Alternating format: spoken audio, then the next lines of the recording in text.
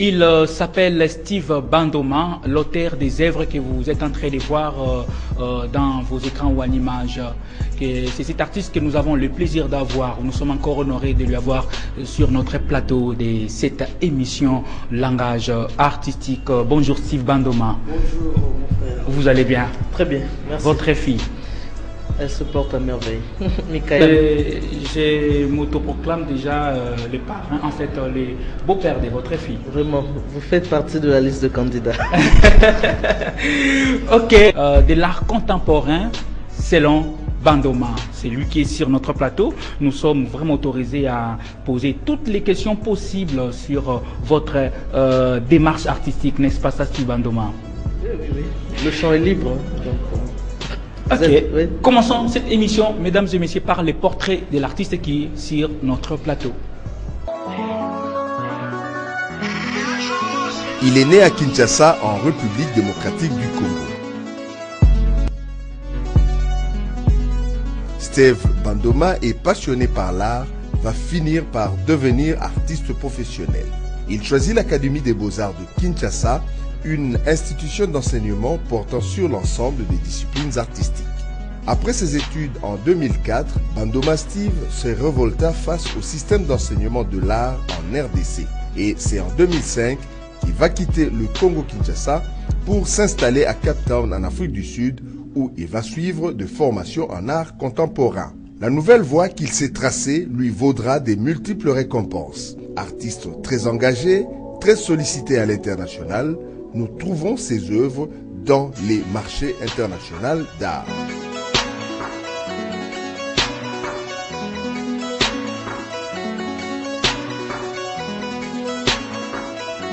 Steve Bandoma est né artiste.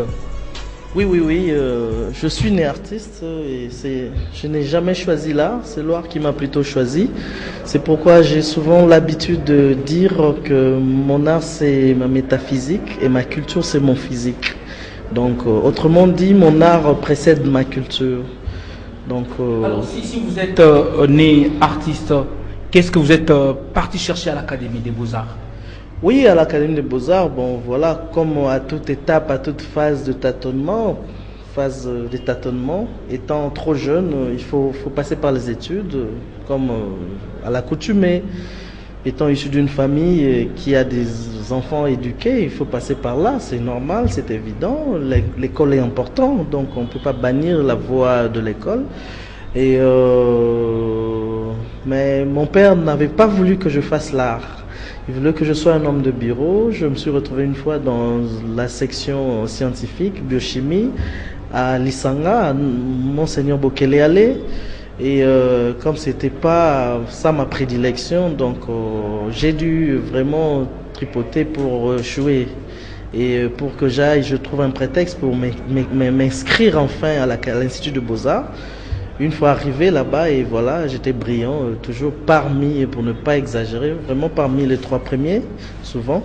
Et donc, c'était ça ma voie. Donc, et à partir de là, voilà, à l'Institut de Beaux-Arts, okay, aux humanités artistiques, j'ai été même à la fin comme le représentant des élèves. Et après, je suis allé à l'école, à l'Institut supérieur, en peinture. Mais aux humanités, j'avais fait la céramique et j'ai trouvé que c'était une forme d'expression un peu limitée pour moi parce que je voyais tellement autre chose, beaucoup quoi. Et j'ai fait la section peinture au supérieur à l'Institut de Beaux-Arts, d'ailleurs où j'ai été aussi, je suis pas passé inaperçu et encore j'ai été président ou représentant des étudiants. Et vous avez eu aussi ma promotion. À participer, en fait vous avez eu un collectif. Oui, oui, oui, à l'époque déjà parce qu'on avait quand même de visée un peu avant-gardiste avec un groupe d'amis. Okay. Entre autres le Francis Mampouya était le père libriste du vent librisme, librisme, et après on a créé le librisme et synergie où on a été hébergé à l'Institut français, qui nous a donné l'espace pour la libre exécution. Et voilà, on a protesté contre le système académique à l'Institut de Beaux-Arts déjà aux années là. On était encore étudiants et certains d'entre nous avions on a risqué même de ne pas finir les études parce qu'on Parce proposait que vous êtes autre chose. Vous êtes là, comme vous venez de vous dire, il y a déjà une contradiction. Oui, Pourquoi? Parce que vous dites, vous devriez aller suivre des formations, donc vous étiez censé vous soumettre au programme qui était déjà bien défini au niveau de l'Académie des Beaux-Arts, et vous êtes là, vous protestez à ces programmes. Je ne crois pas que l'Académie des Beaux-Arts forme des artistes, ou crée plutôt des artistes, mais ça oriente. C'est pourquoi j'ai dit on est d'abord artiste. Et vous étiez contre cette orientation, disons? Non. Bon, cette orientation, oui, c'était quand même un peu révolu par rapport au système. Parce que le monde est en ébullition, le monde est en plein changement, en pleine mutation. Donc, les systèmes des formations qui se donnent actuellement dans certains de nos établissements, il ne s'agit pas seulement du Beaux-Arts. Le système de l'éducation au Congo est erroné. C'est révolu. C'est comme, je dirais, sous d'autres cieux. Vous pouvez être un licencié, un docteur ici au Congo. Vous voyagez sous d'autres cieux. Si vous n'avez pas la maîtrise des technologies, des nouvelles technologies, on vous classifie pour un illettré. Vous comprenez? Malgré vos doctorats. Donc, pour dire que les donnes changent. Et nous avions jugé, bon, voilà, les systèmes, on a jugé, bon, voilà. On a appris de manière classique, le canon classique de l'art, voilà. Mais maintenant, il fallait proposer par rapport aux enjeux internationaux. Parce que le monde est un village globalisant, et ça devient un tout. Et laissez-moi vous dire que l'art n'a pas de frontières. Pourquoi l'artiste doit en avoir dans son mental? Donc, l'art n'a pas de frontières aujourd'hui. L'art que vous faites aujourd'hui, ça doit plaire, ça doit être consommé en Chine, en Japon et partout dans le monde. Surtout le domaine artistique. C'est un domaine tellement libéral d'innovation.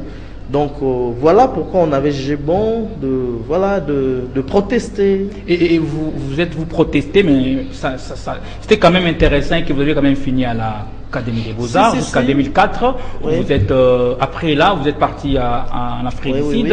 Déjà à l'époque, on avait reçu un aîné du Cameroun qui était venu en résidence. Et c'est un grand artiste aujourd'hui dans le monde, et dont le nom même m'échappe, mais ça viendra. Et il nous a tellement, on a échangé avec lui dans des ateliers comme ça. Et Abeb Sabso cerveau, Abeb Sabso esprit d'Abba sérieux, parce que qui organisait l'Académie des Beaux-Arts. Oui, Zaki, on faisait des ateliers à l'Institut français et aussi à l'Académie des Beaux-Arts. Donc c'est un grand, et le nom viendra, excusez-moi. Abeb Sabso disait moi Moutou. Donc, parce qu'on voulait faire des choses comme eux ils le font. Donc l'art dans toute sa liberté totale. Pas art moroboué, parce que couleur jaune, il faut mélanger en art rouge, purple, orange.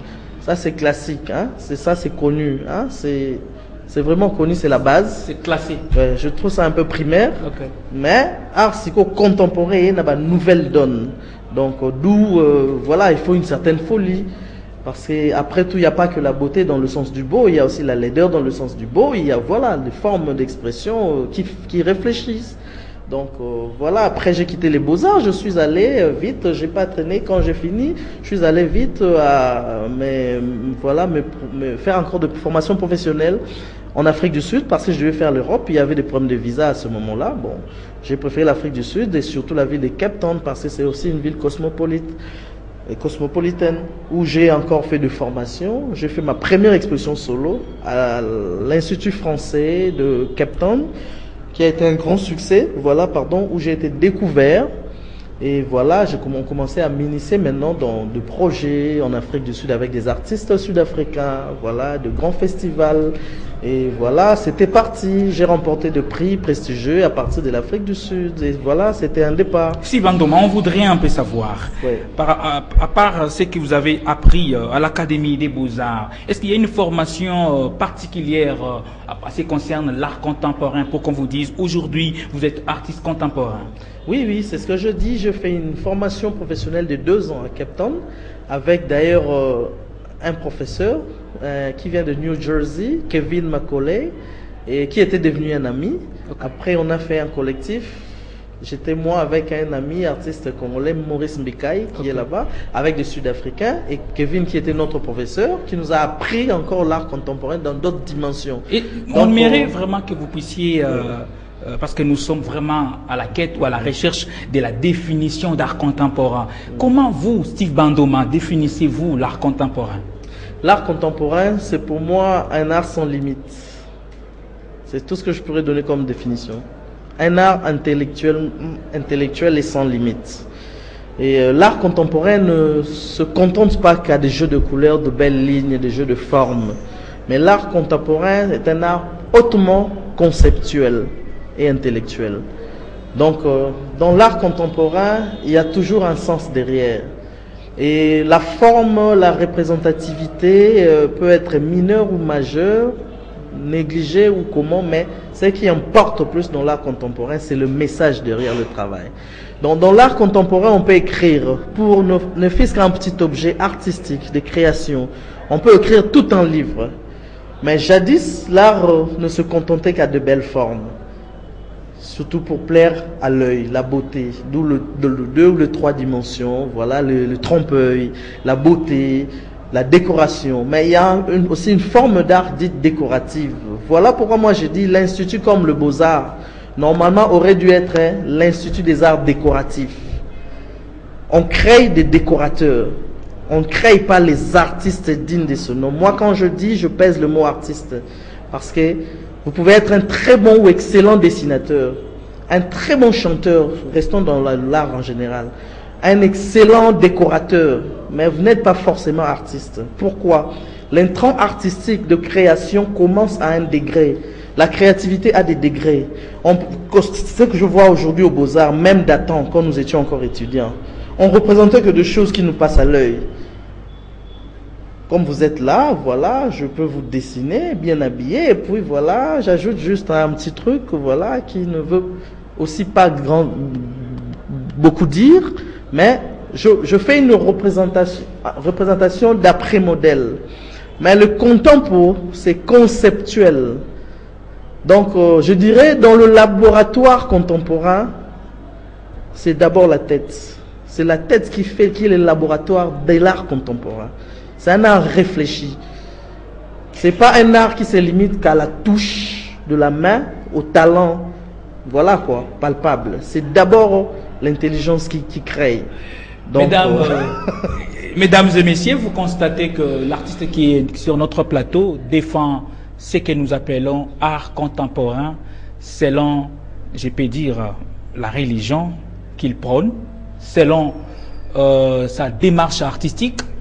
Laissons aussi l'occasion à ce que nous appelons les critiques d'art contemporain. Je précise bien, ils sont membres de l'association internationale des critiques d'art en sigle AICA, et aussi ont donné la définition par rapport selon eux de ce que nous pouvons appeler art contemporain. Et après, nous allons revenir sur notre plateau. D'une manière générale, quand on parle de l'art contemporain, c'est ce qu'on dit l'art actuel. L'art actuel la représente par rapport à la configuration, à la culture, à l'esprit du moment. Quand nous pensons à l'art contemporain, c'est-à-dire que les gens excluent carrément ce qui est académique, toutes les formes d'art qui ont existé bien avant. Eux veulent être au présent. La transgression, ça veut dire quoi? C'est-à-dire que l'homme vit au quotidien, tout ce qu'il vit, il le transmet. C'est une communication de la vie intérieure, de tout ce qu'il est en train de ressentir, de tout ce qu'il vit, c'est ce qu'il voit, il le retransmet. Ce n'est pas une transgression, c'est une communication de la vie quotidienne. L'art est au quotidien. Vous comprenez? C'est de l'art contemporain, l'art au quotidien. On vit ce qu'on vit, on voit ce qu'on veut et on le transmet. Pourquoi? Pour que ça reste pour des générations en génération. Non, là, on ne peut pas parler de remplacement parce que l'art classique est là, est toujours là. Nous enseignons à l'Académie des Beaux-Arts. À l'Académie des Beaux-Arts, vous enseignez l'art classique. L'art classique. Hein, et pourquoi l'Académie ne cherche pas, disons, à emprunter la voie d'art contemporain, disons, en tenant compte de la définition actuelle que nous avons et la manière dont ça évolue? Notre credo, parce que l'Académie de Beaux-Arts, c'est une école, ce n'est pas un atelier, ce n'est pas un groupe d'artistes, c'est une école.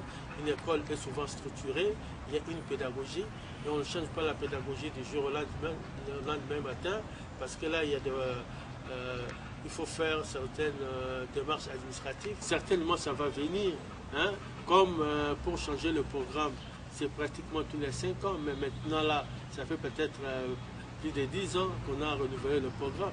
Mais lorsqu'on aura l'occasion de renouveler le programme, certainement, il y aura dans notre programme académique une introduction de l'art contemporain. Steve Bandoma, nous constatons aujourd'hui, jusqu'aujourd'hui, que c'est difficile d'avoir une définition permanente en ce qui concerne l'art contemporain. Oui. Là, vous pouvez aussi avoir raison parce que c'est une quête. Parce que, bon, logiquement, la ligne du temps nous réserve, la fin du temps, c'est le contemporain. Nous sommes dans les temps contemporains. C'est vrai que tout artiste aujourd'hui est aussi contemporain par rapport à l'espace-temps.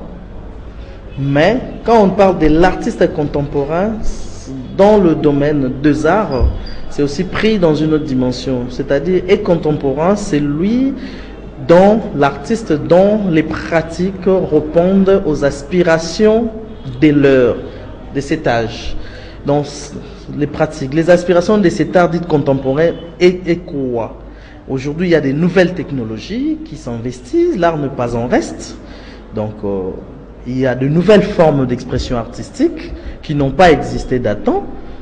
Entre autres, aujourd'hui, il y a l'art sonore qui est classifié dans les arts contemporains du beau. Et qu'est-ce qui fait aujourd'hui que cette question d'art contemporain, c'est vraiment devenu une polémique?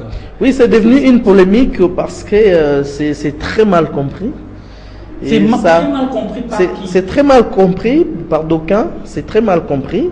Bon, moi j'ai été dans des formations, j'ai eu un mentor qui m'a vraiment initié dans ces secteurs.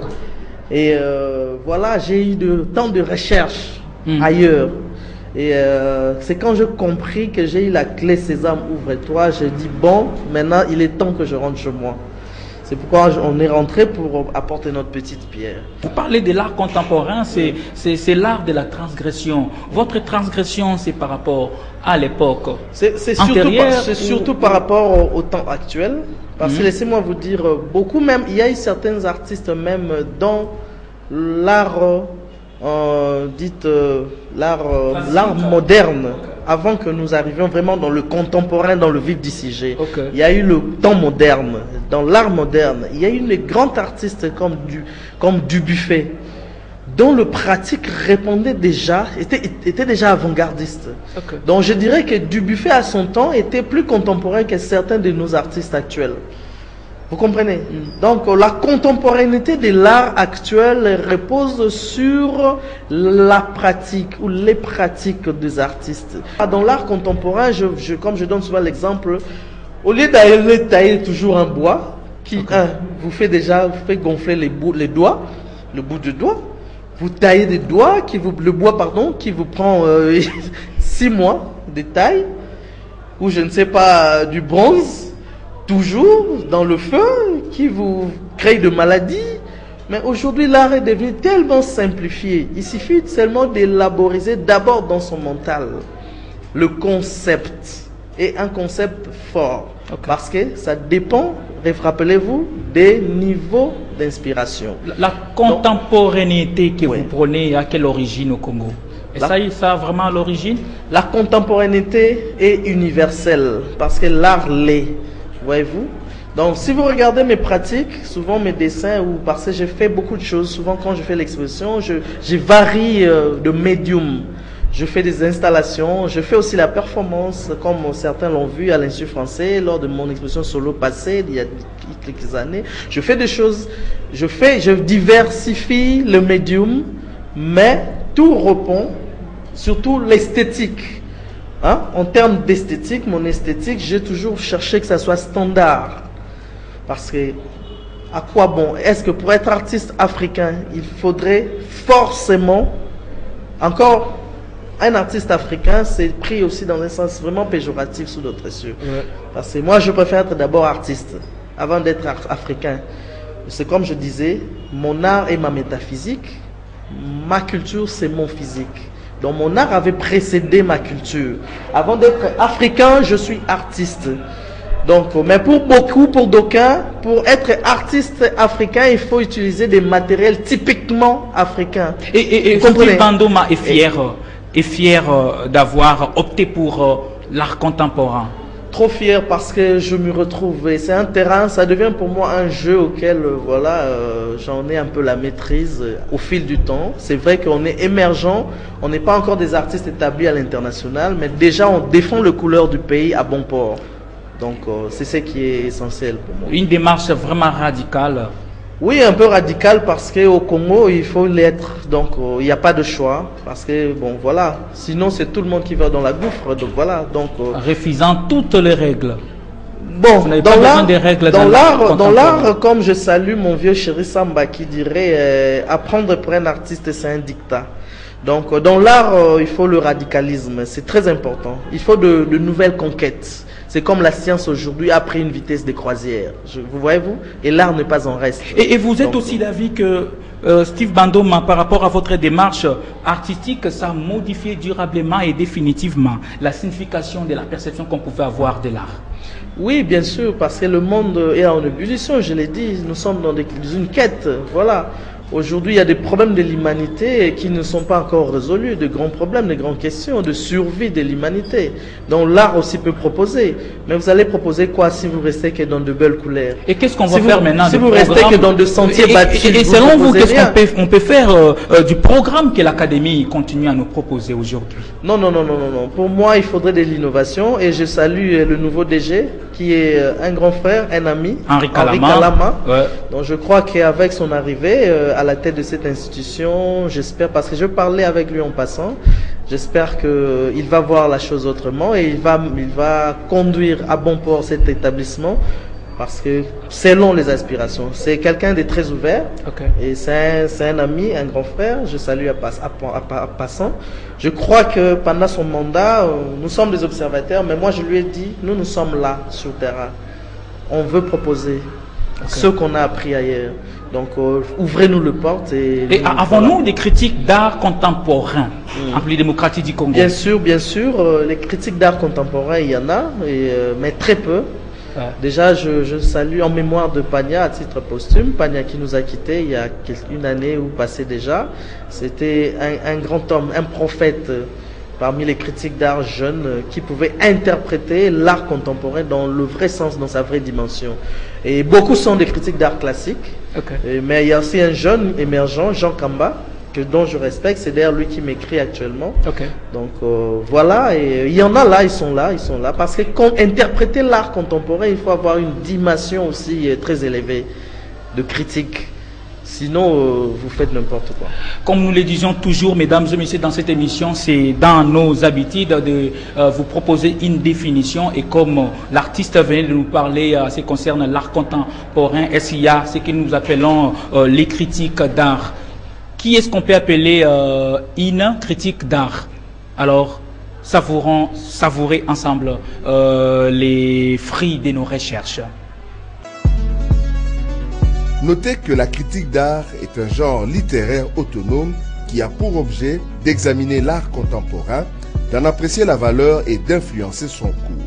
Malgré la locution proverbiale imaginée par Philippe Nérico qui dit « La critique est aisée mais l'art est difficile », notre conclusion est simple. Pour les auteurs, la critique est utile.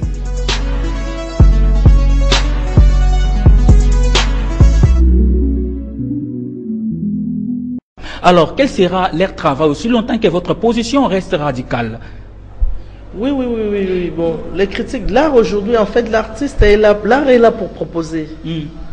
L'art n'a jamais résolu de problème de l'humanité dans le sens comme politique. Okay. L'art est là pour proposer. C'est pourquoi ça reste quelque chose de neutre. Mais l'artiste n'est pas censé tout faire. Et il y a des critiques d'art classique qui sont là, beaucoup parmi nous, mais il y a des très peu contemporains, donc je fais vraiment la part des choses. Mais en général, ce sont tous des critiques d'art. Et c'est un travail auquel l'artiste... Ils vont vous critiquer en suivant quelle norme, parce que aussi longtemps que vous gardez votre position de... Le radicalisme de l'artiste n'engage que lui. Lui, il propose. Il propose une nouvelle forme d'expression. Il propose une œuvre. Et il laisse le libre champ à l'interprétation. Et l'artiste ne peut pas tout faire lui-même. L'artiste est là, c'est comme Einstein a fait sa bombe et puis expérimentale, voilà, ça a laissé des dégâts. Maintenant, quant à la presse, maintenant de critiquer le travail qu'a fait l'Einstein à l'époque. Mais pas pour modifier sa non, sa vous ne démarche. pouvez pas modifier sa création, vous pouvez pas. Okay. Donc les critiques est là pour parler de l'artiste et critiquer. Hein? Vous pas seulement dans le espérez... sens positif, pardon, parce que, excusez-moi, il y a beaucoup d'artistes aujourd'hui au Congo qui truchent.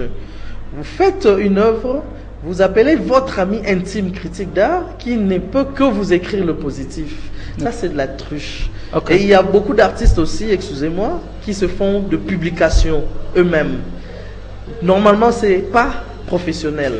Il faut laisser le libre champ aux critiques de faire son travail et sans une forme d'influence. Et Steve Bandoma, parce que nous allons déjà presque à la fin de notre émission, il y a tellement de questions à traiter, mais le temps nous fait vraiment défaut. Mais une question que j'allais vous poser, toujours par rapport à votre démarche, espérez-vous un jour à l'Académie des Beaux-Arts de Kinshasa un département d'art contemporain?